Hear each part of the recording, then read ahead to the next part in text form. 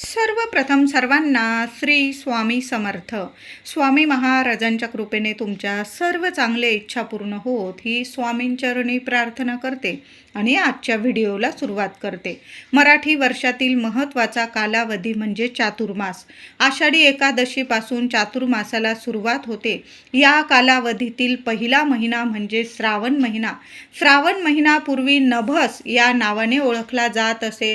रात्रीच्या प्रारंभी पूर्वे श्रवण नक्षत्र उगवते आणि रात्रभर आकाशात राहून पहाटे पश्चिमेला मावळते. तसे श्रावणी पौर्णिमेला चंद्र श्रवण नक्षत्रापाशी असतो. म्हणून या महिन्याला श्रावण महिना, श्रावण मास म्हणून ओळखलं जातं. बघा, श्रावणात अनेक व्रत आचरली केली जातात. त्यातीलच सर्वात महत्त्वाचं व्रत म्हणजे श्रावणी सोमवार.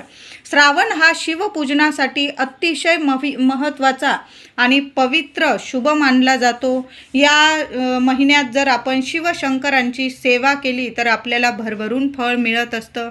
शिवभक्तांसाठी हा श्रावण महिना म्हणजे पर्वणीच असते. तर यावर्षी 2026मध्ये श्रावण महिना प्रारंभ होत आहे.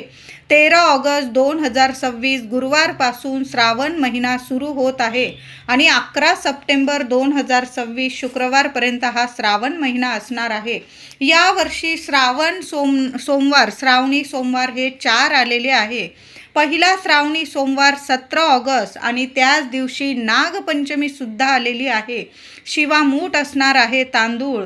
श्रावणी सोमवार आणि नागपंचमी सोन्याहून पिवळं सुंदर सोन्यासारखा दिवस आहे. दुसरा श्रावणी सोमवार 24 ऑगस्ट शिवामूठ असणार आहे तीळ. तिसरा श्रावणी सोमवार 31 ऑगस्ट संकष्ट चतुर्थीच्या दिवशी आलेला आहे. शिवामूठ असणार आहे मूग. आपण बघा, संकष्ट चतुर्थीला गणपती बाप्पांना सुद्धा मूग अर्पण करतो. आणि श्रावणी सोमवारची तिसरी मूठ असते मूग हिरवे आणि तिसरा सोमवार संकष्ट चतुर्थीच्या दिवशी आलेला आहे. दोन्ही देवतांना आपण शिवपुत्र श्री गणेश आहे आणि शिवजी आपण शिवपिंडीवर सुद्धा शिवामूठ मूग अर्पण करणार आहोत. सुंदर सोन्यासारखा दिवस आहे.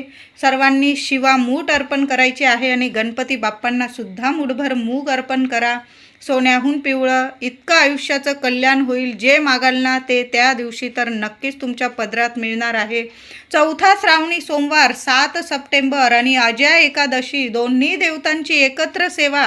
सोन्याहून पिवळं बघा, 7 सप्टेंबरला अजय एकादशी आलेली आहे आणि चौथा आणि शेवटचा श्रावणी सोमवार आलेला आहे. शिवामूठ असणार आहे गहू. तर यंदा श्रावणी सोमवार 4 आलेले आहे. 2026मधील श्रावणी सोमवार 4 आलेले आहे. पहिला श्रावणी सोमवार नागपंचमीच्या दिवशी आलेला आहे. दुसरा श्रावणी सोमवार हा 24 ऑगस्ट दिवशी आलेला आहे. तिसरा श्रावणी सोमवार संकष्ट चतुर्थी 31 ऑगस्ट रोजी आलेला आहे आणि चौथा शेवटचा श्रावणी सोमवार 7 सप्टेंबर अजय एकादशीच्या दिवशी आलेला आहे.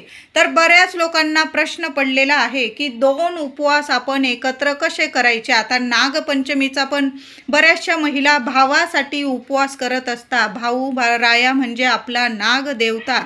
आता नागदेवता हे भगवान भोलेनाथांचेच गण आहे.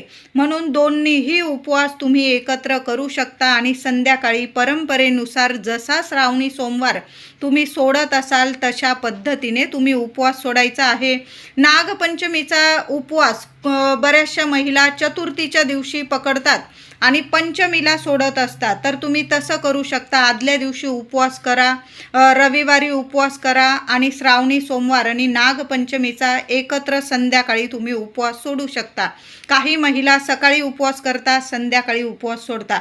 तर दोन्हीही उपवास तुम्ही संध्याकाळी शिवशंकरांची नागदेवतांची पूजा करून तुम्ही संध्याकाळी अगदी परंपरेनुसार देवांना नैवेद्य पाणी केल्यानंतर तुम्ही उपवास सोडू शकता.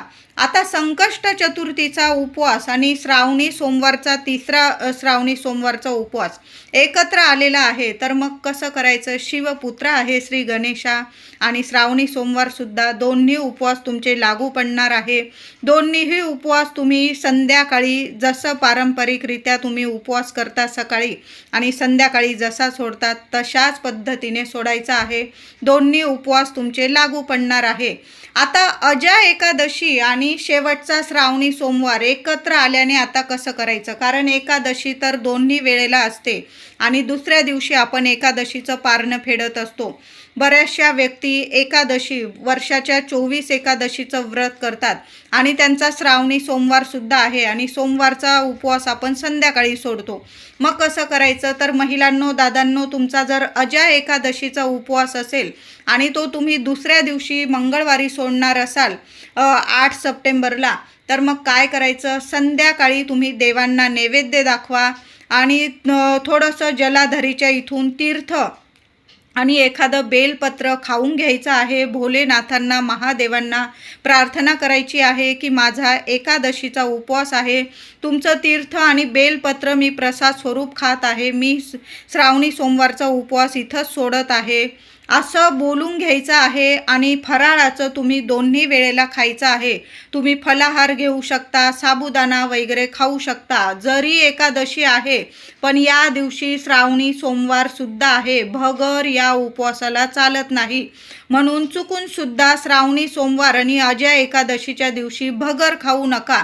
बाकी साबुदाणा, शेंगदाणे, बटाटा, रताळं, राजगिरा बरेचसे असे पदार्थ असतात. एक फक्त भगर सोडून द्या. दोन्ही उपवास तुमचे लागू पडणार आहे. दुसऱ्या दिवशी तुम्ही अजा एकादशीचा उपवास जे पदार्थ बनवलेले असतील, वरण भात, भाजी पोळी, देवांना नैवेद्य दाखवा आणि उपवास सोडून घ्या. पण श्रावणी सोमवारचा उपवास संध्याकाळी महादेवांचं एखादं बेलपत्र, देवांना जो दूध साखरेचा नैवेद्य, फळांचा नैवेद्य दाखवलेला असेल ते खाऊन घ्यायचं आहे. तुमचे दोन्ही उपवास लागू पडणार आहे. नागपंचमीच्या दिवशी पहिला श्रावणी सोमवार आलेला आहे. महिलांनो, दादांनो, चुकून सुद्धा या गोष्टी ही कामं करू नका. महिलांनो, आपण जेवण स्वयंपाक तर करणारच आहोत. लेकरा बाळांसाठी जरी आपला उपवास आहे तरी पण आपण साबुदाणा खिचडी करतो, फळं वगैरे कापकूप करत असतो. तर चुकून सुद्धा तुम्ही या दिवशी दिवसभरात सुरी असेल, कैची असेल, चाकू असेल, काप कूप करू नका. किसणीचा वापर करू नका. खोबरं वगैरे किसायला वगैरे चुकून सुद्धा धारदार वस्तू आपल्या हातात या दिवशी घेऊच नका. आदल्याच दिवशी तुम्हाला जी पण स्वयंपाकाची, जेवणाची, फराळाची तयारी करून घ्यायची आहे, तुम्ही आदल्याच दिवशी रात्रीच्या 11-12 वाजेच्या आतच करून घ्यायची आहे. आणि दुसऱ्या दिवशी नागपंचमी आणि श्रावणी सोमवारी कुठलंच असं काम करू नका. ज्या वस्तू आपल्याला धारदार वस्तू हातात घ्याव्या लागतील अशी कामं या दिवशी चुकून सुद्धा करू नका. खोदकाम असेल, माती उकरणं असेल, या गोष्टी करू नका. या दिवशी चुकून सुद्धा या गोष्टी आपल्याला करायच्या नाही आहे. आदल्याच दिवशी फराळाची, स्वयंपाकाची तयारी करून ठेवा आणि नागपंचमी, श्रावणी पहिला सोमवार ही कामं चुकून सुद्धा करायची नाही आहे. दोन्ही उपवास तुम्ही एकत्र करू शकतात. शेतात नांगरणं, एखादं झाड वगैरे लावणं, या गोष्टी या दिवशी राहू द्यायच्या आहे. या दिवशी अशी कामं करूच नका. एखादं गांडूळ वगैरे असेल, एखाद्या जीवाला आपल्यामुळे त्रास होईल, इजा होईल, तर मग साक्षात नागदेवताला तो त्रास असतो. म्हणून नागपंचमीचा दिवस आहे, आपल्या भाऊरायाला कुठलाच त्रास होणार नाही. या गोष्टी टाळायच्या आहे. महिलांनो, दादांनो, चुकून सुद्धा या दिवशी काहीच करू नका. कैची, सुरी किंवा फावडा वगैरे, माती उकरणं, खोदकाम करणं, या गोष्टी टाळायच्या आहे. या दिवशी केस कापणं, नख कापणं, नख कुरतणं, कुणाविषयी वाईट साईड बोलणं, निंदा नालस्ती करणं, कुणाचा अपमान करणं, काय सांगावं. भगवान भोलेनाथ, नागदेवता कोणत्या रूपात येईल आणि आपली परीक्षा घेऊन जातील, दर्शन देऊन जातील. म्हणून कुणाचीच निंदा नालस्ती करू नका आणि ही कामं तर चुकून सुद्धा करू नका. स्वच्छ वस्त्र नेसा, लवकर उठा, सकाळी आंघोळीनंतर स्वच्छ वस्त्र नेसून देवघरात देवांची पूजा सेवा करा आणि आपण महादेवांच्या मंदिरात जाऊन सुद्धा बेल फूल अर्पण करून, अभिषेक करून विधिवत पूजा करायची आहे. मन इतकं प्रसन्न ठेवा की साक्षात भोलेनाथ दर्शन देऊन जातील, नागदेवता दर्शन देऊन जातील. इतकं मन प्रसन्न ठेवा. कुणाला मदत करता आली तर आवर्जून मदत करा या दिवशी. कुणाला फराळाचं दान करता आलं, तुम्हाला कपडा, लत्ता अशा वस्तू दान करा. तुम्हाला जेवढं दान धर्म जमेल ना या श्रावण महिन्यात जेवढं दान धर्म जमेल तुम्हाला तेवढं दान धर्म करा. एखाद्या व्यक्तीचं पोट भरेल, खरंच गरजू आहे ती व्यक्ती, तिचं पोट भरेल एवढं तरी अन्नदान जरूर करा. वस्त्र, कपडे, लत्ते, छत्री, चप्पल, बूट अशा वस्तूसुद्धा तुम्ही दान करू शकता. दानाला श्रावण महिन्यात खूप खूप महत्त्व आहे. तुम्ही पांढऱ्या वस्तू दान करू शकता, पिवळ्या, लाल, तुम्हाला ज्या वस्तू आवडतात, जो रंग आवडतो त्या वस्तूंचं दान अवश्य करा. आणि अन्नदान तर सर्वात श्रेष्ठ दान मानलं जातं, म्हणून अन्नदान जरूर करा. आपण जेव्हा मंदिरात जाल तिथं तुम्ही फराळाचं वाटप करू शकता. तुम्हाला जर परवडत असेल तर जरूर फराळाचं दान करा. बघा, आपण उपवासात आपण फराळाचं दान केलं ना तर भरभरून आपल्याला पुण्यफळ मिळत असतं. श्रावण महिना इतका बहरलेला महिना असतो, जिकडं बघाल तिकडं हिरवळ आपल्याला दिसते. आपली धरती माता, आपली पृथ्वी इतकी हिरवीगार झालेली असते. सगळीकडं आनंदाचं, उत्साहाचं वातावरण असतं. महिलांनो, श्रावण महिन्यात थोड्या का होईना हिरव्या रंगाच्या बांगड्या, काचेच्या बांगड्या हातात घालून पूजा सेवा करा. भरभरून फळ मिळेल. तुमच्या कुंडलीतील बुध ग्रह, गुरु ग्रह, शुक्र ग्रह इतका मजबूत होईल की साक्षात लक्ष्मी माता तुम्हाला सर्व जगाचं सर्व ऐश्वर्य प्राप्त करून देईल. आणि शिवप्रिय माता पार्वती प्रिय रंग आहे हा हिरवा, म्हणून हिरव्या काचेच्या बांगड्या हातात प्रत्येक महिलेने जरूर घाला. नणंदने भाऊजाईला बांगड्या भरून द्या, भाऊजाईने नंदेला बांगड्या भरून द्या, आईला भरा, आईने मुलीला भरा. एकमेकींना बांगड्या भरल्याना तर आनंद इतका म्हणजे डबल आपला आनंद भरभरून येतो. आपल्या घरात आनंद आणि घरातलं वातावरणसुद्धा इतकं प्रेमाचं होतं. म्हणून हिरव्या काचेच्या बांगड्या जरूर भरायच्या आहे. आणि छान छान शुभ रंगाच्या साड्या किंवा कपडे परिधान करून आपण सेवा पूजा करायची आहे. चुकूनसुद्धा 4 दिवसात वापरलेले कपडे, सुतकात वगैरे घातलेले कपडे असतील किंवा खूप फाटलेले तुटलेले कपडे आहे, मळलेले कपडे आहे, असे कपडे चुकूनसुद्धा महिलांनो, दादांनो घालून देवांची, शिवशंकरांची सेवा पूजा करू नका.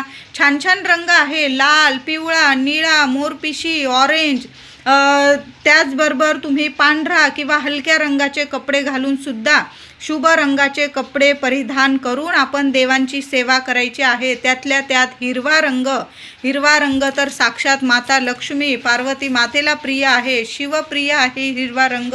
बघा, श्रावण म्हटला की सगळीकडं हिरवंगार दिसतं.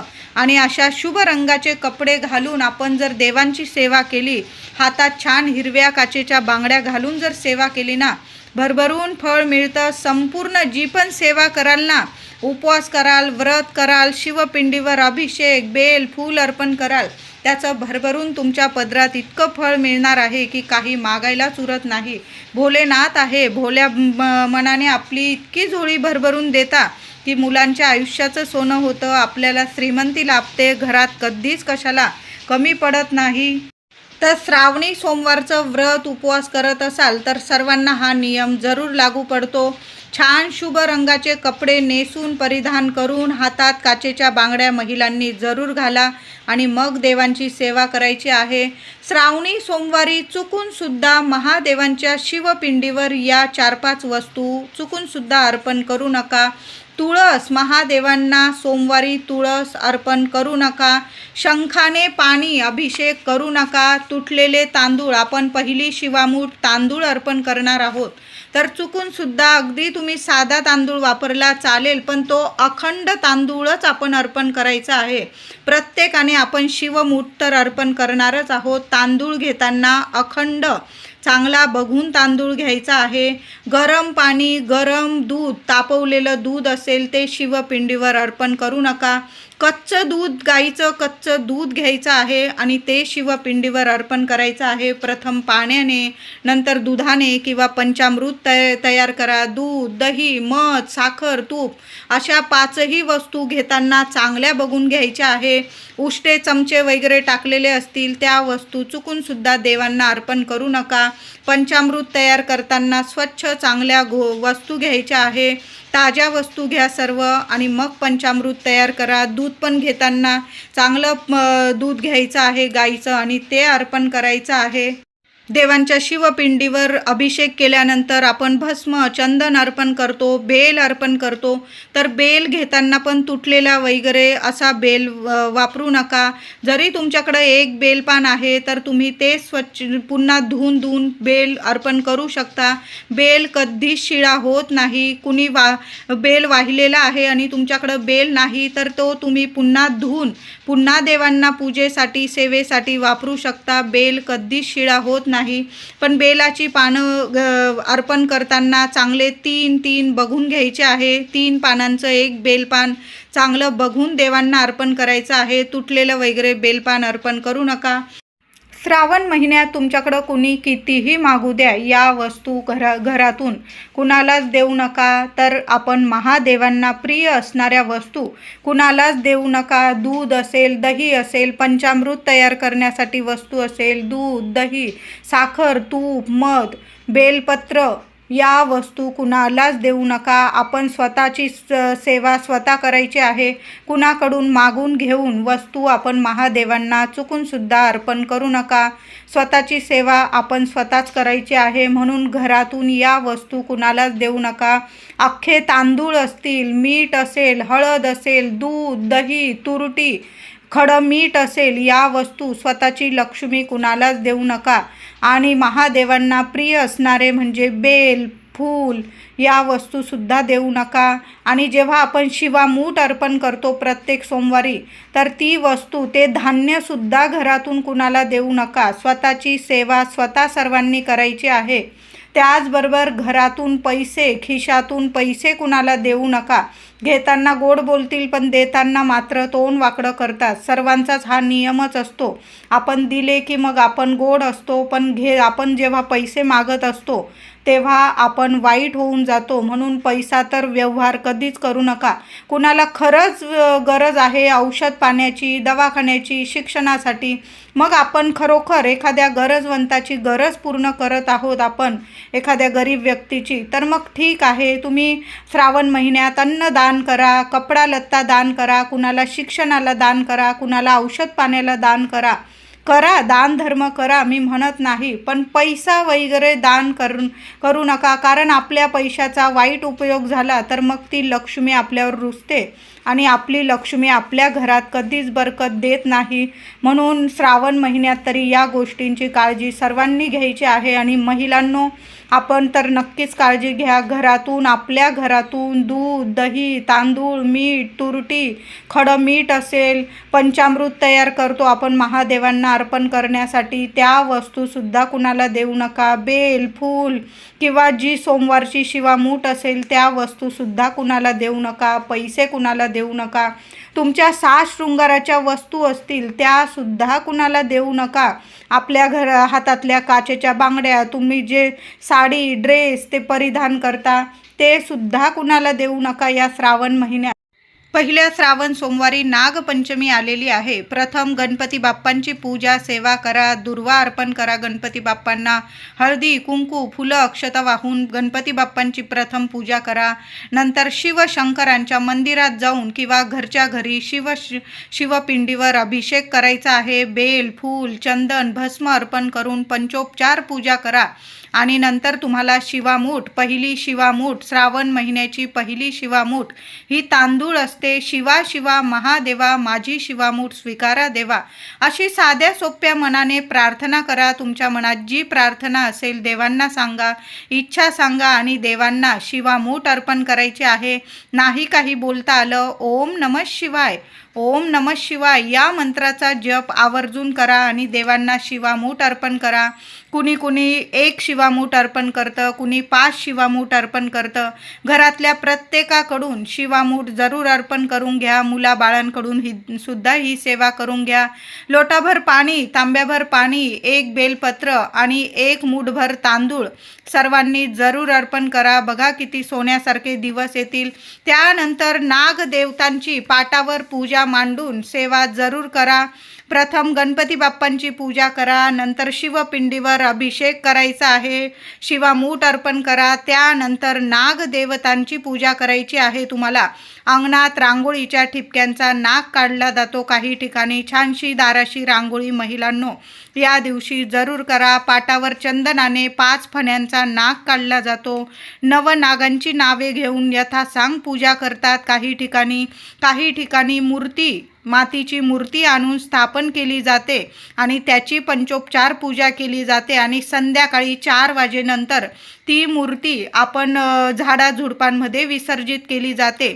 तुमची जशी परंपरा आहे, काही ठिकाणी नाग काढला जातो रांगोळीने, काही ठिकाणी तांदळाने नाग काढला जातो, काही ठिकाणी मातीची मूर्ती स्थापन केली जाते. आपल्या घरात जशी परंपरा आहे ना, तशा पद्धतीने नागदेवतांची पूजा करायची आहे. नागदेवांना सुद्धा हळदी कुंकू, पांढरी फुलं, 1 बेलपान, थोडासा आघाडा अर्पण करून पूजा करा.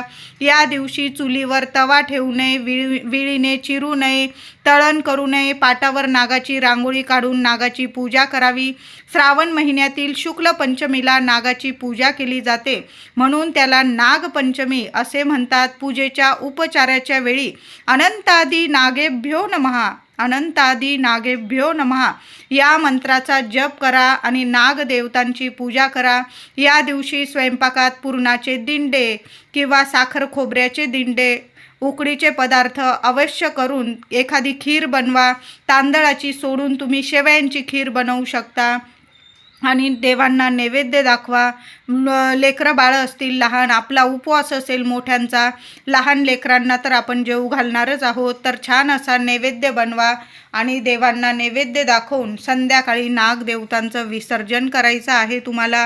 नागपंचमीला दूध आणि लाह्यांच्या नैवेद्याला खूप महत्त्व आहे. लाह्यांचा आणि दुधाचा नैवेद्य नागदेवतेला जरूर या दिवशी दाखवा. सोमवारी आणि नागपंचमीला केस धुवावे का? बऱ्याच महिलांना, दादांना प्रश्न पडलेला असेल, कारण काही गावांमध्ये, काही घरांमध्ये अजूनही ही परंपरा आहे की नागपंचमीला केससुद्धा विंचरले जात नाही, दिवसभर केससुद्धा विंचरले जात नाही. मग या दिवशी डोक्यावरून पाणी घ्यावं का? केस धुवावे का? तर हो, श्रावणातील पहिला सोमवार आलेला आहे, तुम्ही डोक्यावरून पाणी घेऊ शकता, पण कुठले दोष लागू नये म्हणून पाण्यात चमचाभर दूध टाका आणि थोडंसं गंगाजल टाका. देवांना प्रार्थना करा, ओम नमः शिवाय मंत्र जपा आणि मग केस धुवायचे आहे. कुठलेच दोष लागणार नाही. तर आंघोळीचा हा उपाय सर्वांनी आवर्जून करा. थोडंसं गंगाजल घेऊन या, गंगाजल टाका आणि चमचाभर दूध टाका. बघा, छान अनुभव येतील. शारीरिक मानसिक त्राससुद्धा निघून जातील तुमचे. श्रावणी सोमवारी आणि नागपंचमीच्या दिवशी सकाळी 7 ते 9 हा राहू अशुभ काळ असणार आहे. जेव्हा आपण शिवशंकरांची पूजा करतो, कुठलाच राहू काळ पाळायची गरज नाही. तुम्ही अगदी पहाटे लवकर उठून सुद्धा शिवपिंडीवर अभिषेक वगैरे करू शकता. पण जेव्हा कुठली मूर्ती स्थापन करून आपण पूजा करत असाल, पाटावर कुठली पूजा मांडत असाल, तर राहू काळ पाळणं गरजेचं आहे. तुम्ही जर राहू काळ पाळत असाल तर नागपंचमीच्या दिवशी सकाळी 7 ते 9 हा 2 तासाचा राहू अशुभ काळ असणार आहे. वर्षाचं मोठं नागपंचमीचं आपण पूजन करणार आहोत. महिलांनो, दादांनो, या राहू काळात चुकून सुद्धा नागदेवतांची स्थापना करू नका, पूजन करू नका. बाकी संपूर्ण दिवस हा शुभच आहे. फक्त सकाळी 7 ते 9 हा 7 ते 9चा काळ जाऊ द्या आणि मग छान अशी पूजा मांडणी करा. श्रावणाचा पहिला सोमवार, नागपंचमीचा दिवस, मंदिरात भरपूर गर्दी असेल तरी पण आपण शिवपिंडीवर अभिषेक करून, बेलफूल अर्पण करून, सगळी सेवा करून, एखादा दिवा लावता आला एखाद्या कोपऱ्याला तर नक्की लावा, नाही तर देवघरात जरी लावला चालेल. पण तिथून मंदिरातून खाली हात घरी येऊ नका. शिवपिंडीवर अर्पण केलेलं एखादं बेलपत्र उचलून घरी आणायचं आहे किंवा तुम्ही उपवास जरी असला तिथंच महादेवांसमोर तुम्ही प्रसाद स्वरूप खाल्लं चालेल. आणि जलाधारीच्या इथून थोडंसं 2 चमचे का होईना तीर्थ घरी घेऊन या आणि सगळ्यांनी थोडं थोडं तीर्थ प्यायचं आहे. सोन्यासारखे अनुभव येतील. कितीही त्रास असू द्या, कठीण इच्छा असू द्या, कठीण इच्छासुद्धा पूर्ण होतील. अडीअडचणीतून तुम्हाला मार्ग मिळतील. कुठली भीती तुम्हाला उरणार नाही. मुलं जिद्दी तापट स्वभावाची असतील, मुलांना सुद्धा श्रावण सोमवारी जलाधारीच्या इथलं थोडंसं तीर्थ पिण्यास जरूर द्यायचं आहे. म्हणून शिव मंदिरात आपण दर्शनाला जाणार, अभिषेक करायला जाणार तर तिथून खाली हात घरी येऊ नका. एखादं बेलपत्र उचलून आणा. तुम्हाला मुलांना खायला द्यायचं असेल, तुम्ही 2-4 बेलपत्र उचलून आणले, मुलांना प्रसाद दिला, तुम्ही खाल्ला चालेल.